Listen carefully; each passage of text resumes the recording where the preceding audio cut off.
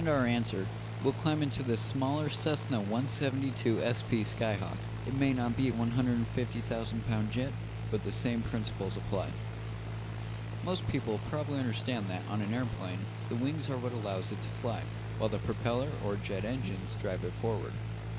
This is a good base of knowledge for your average Joe, however, a pilot should know there's much more to it than just that.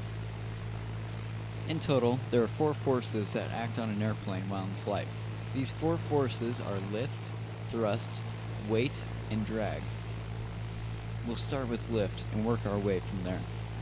Now, the wing itself doesn't generate lift, it's more about the shape of the wing. The wing is shaped like an airfoil. In normal forward flight, wind passing over the wing, called relative wind, is what helps the airfoil generate lift. When air is moving across the airfoil, it is forced to move faster across the top than it is along the bottom. The slower moving air across the bottom puts more pressure upwards on the wing than the faster moving air across the top. This in turn creates lift. This is known as Bernoulli's principle. So while the wings are creating the force of lift, which is pulling the aircraft up, we also have the force of thrust pulling the aircraft forward. This is created by the propeller. So you can say that lift and thrust are 2 forces helping the airplane fly. Now let's look at the other side of that, the 2 forces that counteract these 2. Those forces would be weight and drag. First we'll look at weight. The material used to build this aircraft, along with the pilot and baggage weight, known as payload, and the fuel weight, all make up gross weight. Gross weight, along with gravity, all act as weight pulling down on the aircraft. In order for an airplane to fly, the lift generated by the wings must be equal to or greater than the weight of the aircraft.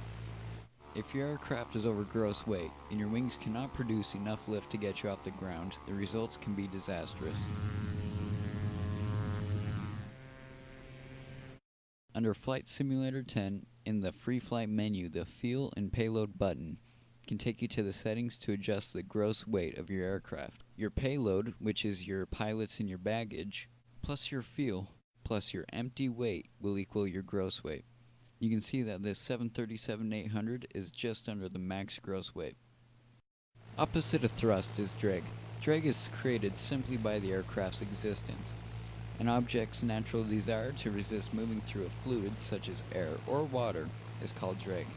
The effect of drag can best be demonstrated by putting a camera on the tail of the aircraft. Now you notice that the camera shakes pretty violently. This is because of the air pushing against the camera. The camera naturally wants to flow with the air and fall away from the aircraft.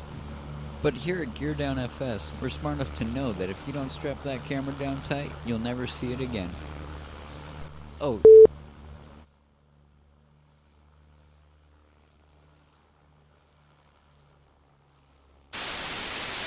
On second thought, maybe we could tighten those up just a little bit more.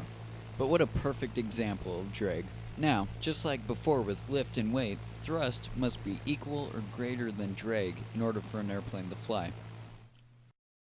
Okay, so let's recap. Lift is the force created by the airfoil shape of the wing. Gravity, along with the gross weight of the aircraft, acts as a weight pulling down. The lifting force, pulling up, must be equal to the weight pulling down in order for an aircraft to fly.